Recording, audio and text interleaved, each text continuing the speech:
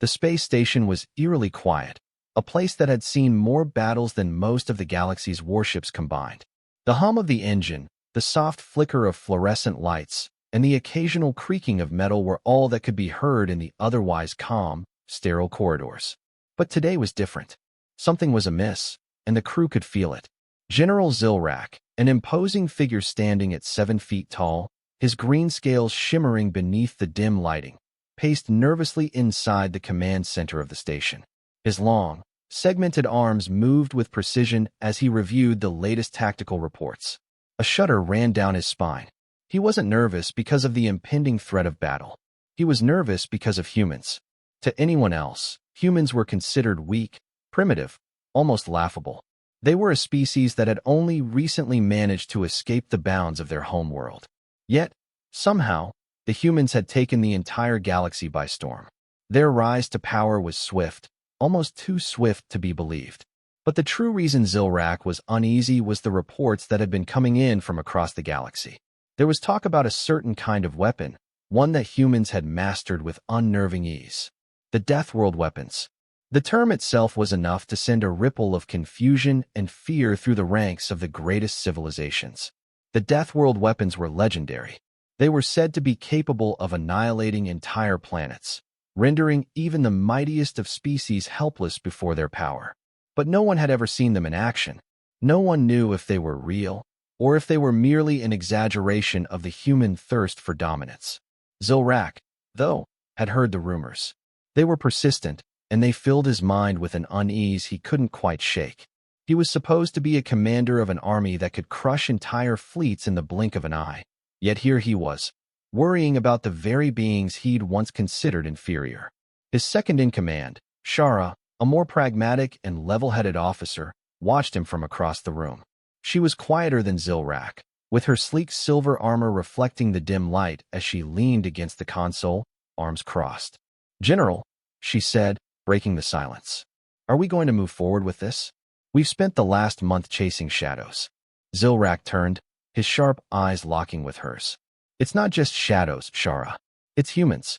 And they've discovered something we cannot afford to ignore." The tension between them was palpable, but Shara didn't back down. "If the reports are true, these so-called Deathworld weapons are nothing more than myths. You're letting stories get to your head." Zilrak shook his head. "They're not myths, and I don't take threats lightly. Especially when the humans have proven time and again that they can surprise us. They've managed to survive on a hostile world, Earth, against overwhelming odds. They may be weaker than us physically, but their ingenuity, their creativity, that is something we should never underestimate." Shara nodded but said nothing, clearly unconvinced. Zilrak knew her skepticism came from a place of pragmatism.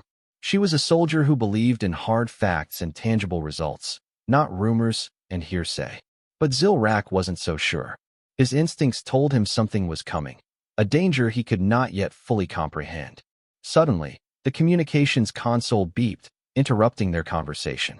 The message on the screen was from a human ambassador, a woman by the name of Agent Emma Harris. Zilrak had encountered her before. She was direct, sharp, and unflinching in the face of danger. She wasn't like most of the human diplomats he'd met. In fact, he had the distinct impression that she knew more about the galaxy's workings than most of his own officers did. And now, she was sending an encrypted transmission. With a swipe of his hand, Zilrak activated the communication. The hologram of Agent Harris flickered to life in front of him. Her cold, professional demeanor remained unchanged as she addressed him. "General Zilrak," she began, her voice clear and deliberate. "I trust you're aware of the situation developing in the Outer Rim." Zilrak didn't respond immediately, but his eyes narrowed. "What is this about, Agent Harris?" She hesitated for a moment, a look of concern crossing her face before she spoke again.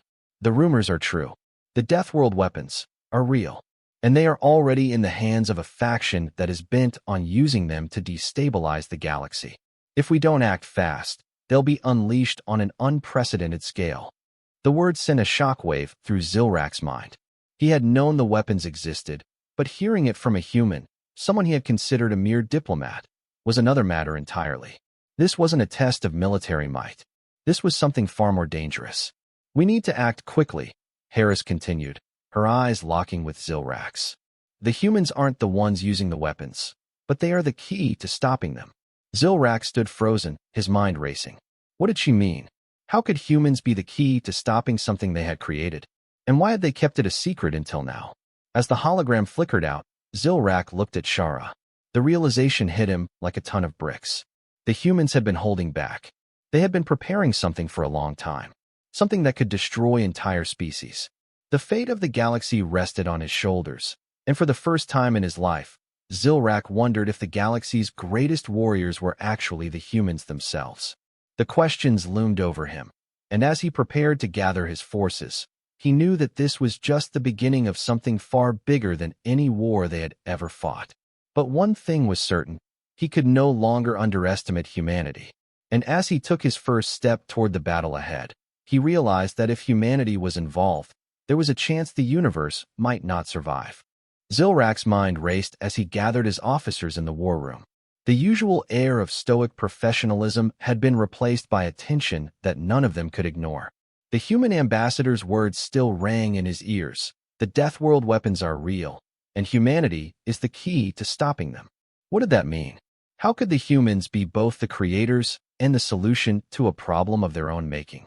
Zilrak's instincts told him something didn't add up, but he had no choice but to follow the leads he had. The future of the galaxy depended on it. Shara was already at the table, her expression grim, her arms crossed over her chest.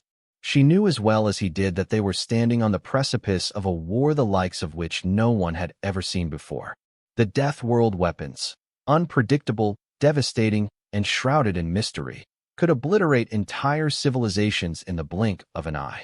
And they were in the hands of someone who was determined to use them. "We've received intelligence," Zilrak began, his voice steady but filled with the weight of the situation. "A rogue faction, led by a human named Victor Dragon, has taken control of the Deathworld weapons. They plan to use them to annihilate the power structures in the galaxy. We cannot allow that to happen."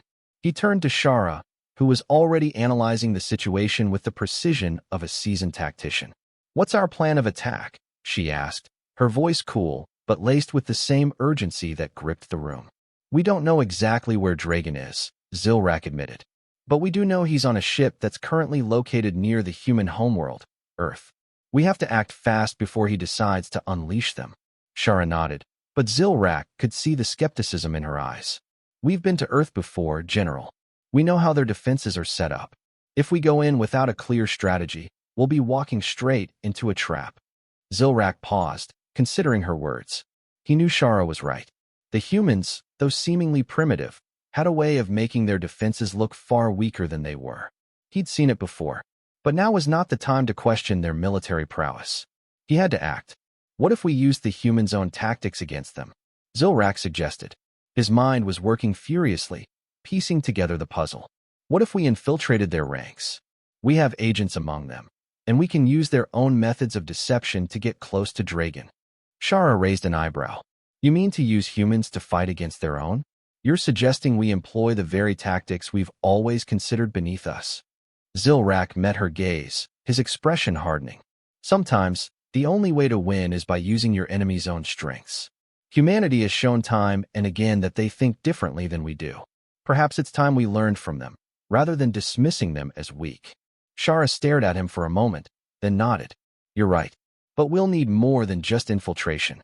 We need to know how to neutralize the Deathworld weapons. Without that knowledge, all the tactics in the galaxy won't matter." Zilrak grimaced. "And therein lies the problem. We don't know what these weapons can do. We've heard reports of entire fleets disappearing without a trace. Ships, entire planets gone in an instant.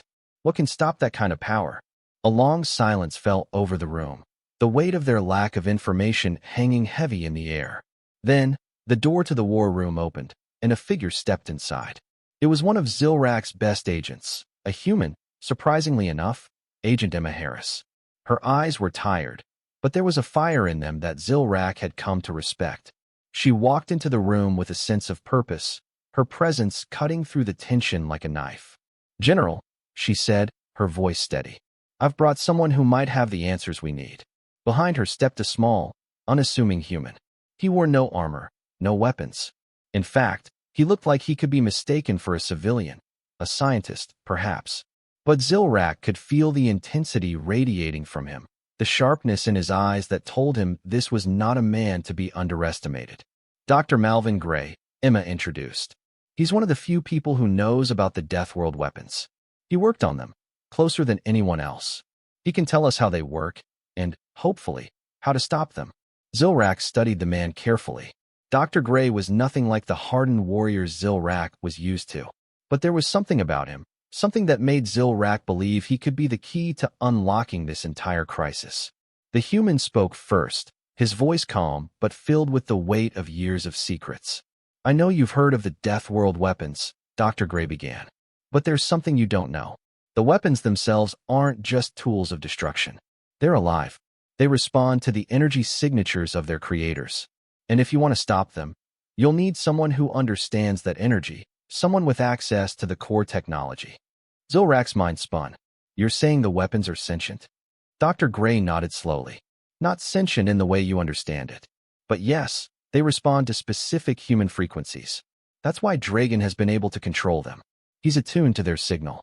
But if you can intercept that signal, you can disrupt their function. The general's thoughts raced. They had the answer, sort of. They had to find Dragon, intercept the signal, and disable the weapons. But how? And where would Dragon strike next? The stakes had just been raised, and Zilrak could feel the pressure mounting. They were in a race against time now, and one wrong move could bring about the destruction of everything they'd ever fought for. As the meeting ended, Zilrak gathered his officers together. Prepare yourselves. We're going to Earth, and we're going to stop Dragon before he makes his next move. But in the back of his mind, a question lingered. Could they really defeat an enemy they barely understood? Could they outsmart a human who knew how to wield the greatest weapon in the galaxy? The answer, Zilrak knew, was in the hands of his soldiers, and the humans who would either become his greatest asset or his worst enemy. The tension was palpable as Zilrak's fleet dropped out of hyperspace just outside the orbit of Earth. The blue planet before them looked deceptively peaceful from a distance, its surface glimmering under the soft light of the distant sun. But Zilrak knew better. The calm was just a facade. Beneath it lay a powder keg, ready to explode. Victor Dragon was out there somewhere, controlling the Deathworld weapons, and Zilrak's only hope of stopping him was to get in, find him, and neutralize the threat before it was too late. The briefing had been clear. Dragon's signal was being transmitted from an undisclosed location on Earth's surface, but no one knew exactly where. Zilrak's intelligence had narrowed it down to a few potential hotspots, and they had to act quickly. But there was more at play than just finding Dragon.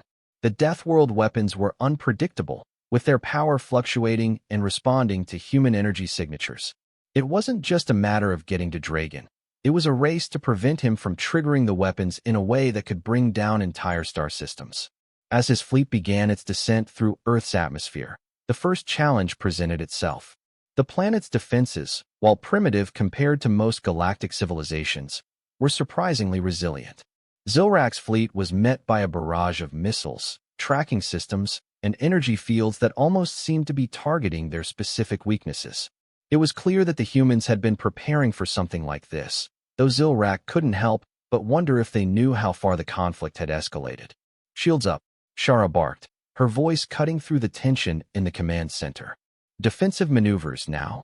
Zilrak watched as the ships shuddered under the assault, their hulls groaning under the impact. But the fleet held together, barely. The humans had a unique way of designing their weapons, efficient, compact, and effective. It was the same way they had built their cities, their technologies. Everything on Earth seemed to run on the same principle, survival through adaptation. General, we've got incoming. The tactical officer reported urgently. The signal is coming from the coordinates we identified, ground level, near a facility surrounded by dense forest. It's heavily fortified. Zilrak nodded, his thoughts racing. They couldn't afford to waste time. The enemy was close, and every second counted. Prepare a landing party. I'll lead it. The officers exchanged uncertain glances. Shara opened her mouth to protest, but Zilrak silenced her with a raised hand. He knew the risks, but he was prepared to face them. The mission was too important for hesitation. The landing party descended into the forest surrounding the facility. The dense trees and thick underbrush provided both cover and hindrances. It was a perfect place for an ambush. Zilrak led the charge, his troops following close behind. Every step was a gamble. His mind was split between the immediate dangers of the terrain and the larger threat of Dragon's weapons. As they reached the facility's outskirts, a sudden explosion ripped through the silence, sending trees and debris flying. It was a trap. Zilrak's instincts had been right. He watched in horror as several of his soldiers were caught in the blast, their bodies torn apart by the sheer force of the explosion. The humans knew how to fight, and they knew how to do it dirty. "Return fire," Zilrak shouted, ducking behind a tree as another round of fire whizzed through the air. The assault was relentless, but Zilrak's soldiers responded with discipline, returning fire in sharp bursts. Shara, who had been on the other side of the clearing, called out to him, her voice crackling over the comms. "General, we need to get inside the facility. The signal is stronger there.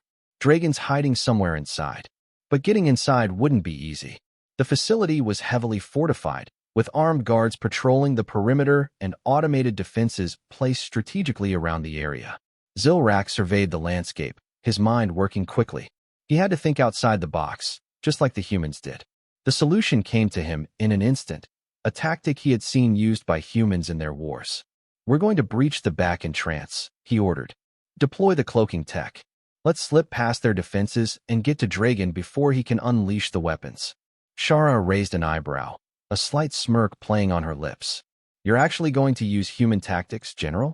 Zilrak didn't answer her. He knew that sometimes the best way to fight was to fight dirty, and humanity had mastered that art. The cloaking tech activated, rendering them invisible to the enemy's sensors. Slowly, stealthily, they moved toward the rear of the facility. As they approached the back of the complex, Zilrak's thoughts turned back to Dragon. The human's mind was as unpredictable as the weapons he controlled. If Zilrak wanted to stop him, he had to outthink him. But as they drew closer, Zilrak had a nagging feeling in the pit of his stomach. Something wasn't right. The air felt too still. There were no guards, no sensors scanning their movements. It was as though they were being lured in. "Stay alert," Zilrak warned his team. But even as he spoke, he felt the tension in the air spike. Something was coming. Something that would challenge everything he thought he knew about war. Just as they reached the entrance, the ground beneath them shook. A loud, reverberating hum filled the air. Zilrak's heart dropped as a colossal force surged from inside the facility. The Deathworld weapons were activating. They were no longer in control. It was too late. Dragon had already made his move. Zilrak's only option now was to survive long enough to stop him. The blast that followed seemed to freeze time. The ground beneath Zilrak's feet shuddered, the air turning heavy with an ominous hum. His heart raced as a ripple of energy expanded outward, emanating from deep within the facility. The Deathworld weapons were no longer just a theory. They were alive, their deadly power crackling to life. Zilrak barely had time to react before the shockwave hit. It sent him sprawling to the ground, his body pressed against the dirt as dust and debris swirled around him. "General," Shara's voice crackled through the comms, desperate. "The weapons are online. We need to stop them now, or it's over." Zilrak's eyes snapped open, his body still aching from the blast. For a brief moment, he wondered if this was the end, if the entire mission was a failure. But then, through the ringing in his ears and the blinding dust, something in him snapped. This was not how he was going to end. This was just the beginning of the final confrontation. "Get up," he snarled to himself, shaking off the disorientation. The cloaking tech had malfunctioned in the blast, but it didn't matter. He couldn't afford to wait. He had come too far to lose now. Zilrak staggered to his feet, his vision still blurry but slowly coming back into focus. Through the chaos, he saw the outlines of his soldiers getting back into position. They were battered, but they were still alive. Shara was already leading a small group toward the facility's entrance, her weapon raised. The general's mind raced. The Deathworld weapons were not just bombs. They were living entities, seemingly designed to react to the presence of humans. Their destructive power was directly linked to human emotions, creating a volatile, unpredictable energy signature. "We have to disable them," Zilrak muttered, more to himself than anyone else. The solution was clear now. Dragon, wherever he was, had created these weapons using human ingenuity. To stop them, they would need to think like humans. With renewed determination, Zilrak motioned for his team to follow. Shara, you're with me. The rest of you, hold the perimeter. We're moving in. As they advanced through the wreckage of the facility, Zilrak's mind raced through possibilities. The weapons were underground, stored in massive chambers. They were activated through a series of complex human-made controls, but if they could hack into the system, they could disable them. Zilrak had seen Dragon's system once during their brief encounter, a chaotic tangle of circuits and crude coding, designed to feed off the emotional impulses of the human operator. If they could somehow disrupt that feedback loop, they could neutralize the weapons. But that wasn't the only obstacle standing in their way. The deeper they ventured into the facility, the more they encountered resistance. Humans were everywhere, running, hiding, shooting, and screaming. Dragon had set up a last-ditch defense, and it was clear that the chaos had only just begun. Zilrak knew that his best chance of stopping Dragon was to keep moving forward and not get bogged down in the fray. But the situation was quickly becoming overwhelming. Shara turned to him, a grim look on her face. General, the signal's coming from the lower levels. We're getting close. Zilrak nodded, his eyes narrowing. We have to push through. Keep moving. The descent into the heart of the facility felt like a journey into the very core of humanity's madness. The corridors were dim, lit only by flickering lights. The air was thick with tension, and every footstep echoed ominously. As they reached the lower levels, Zilrak felt a strange sense of foreboding. It wasn't just the weapons that he had to worry about. It was Dragon, too. He had been behind this from the beginning, orchestrating everything, pushing humanity to the brink of destruction. They reached a massive chamber, its walls lined with control panels, screens, and a series of glowing pods containing the Deathworld weapons. There, standing before the largest pod, was Dragon. He was hunched over, his hands moving quickly over a console, his eyes focused on the screens in front of him. He hadn't noticed their arrival yet. Zilrak's heart raced. This was it. The final confrontation. He stepped forward, his voice cutting through the tension. Dragon. The human turned, his eyes wide with surprise, but there was no fear in his gaze. Instead, Dragon smirked, a glint of madness in his eyes. So, you found me, he said, his voice almost mocking. But it's too late, General. The weapons are already activated. You can't stop them. Zilrak's eyes locked onto Dragon, a calm fury burning within him. You're wrong. I will stop you. The room shook again, this time with a violent tremor. The weapons had sensed Zilrak's presence, and they were responding. Energy crackled in the air, and the chamber seemed to pulse with an ominous energy. Dragon laughed, a high-pitched sound that grated on Zilrak's nerves. You don't understand, do you? These weapons, they're not just tools. They're alive. They react to us, to our emotions, to humanity. His hands moved to a final switch on the console. And with this final input, they'll be unstoppable. Before Dragon could finish, Zilrak acted. He lunged forward, knocking Dragon aside and slamming his fist down on the control panel. Sparks flew as the system sputtered, but it wasn't enough. The weapons were still charging. In that moment, Zilrak's mind snapped into focus. Dragon's earlier words echoed in his ears. The weapons were tied to human emotions, energy signatures. Zilrak realized what he had to do. He had to disrupt the feedback loop between the weapons and Dragon's mind. Drawing on every ounce of his strength, Zilrak focused his energy, sending out a wave of calm, unwavering, steady. The weapon's response was immediate. The power they had been drawing surged erratically before short-circuiting.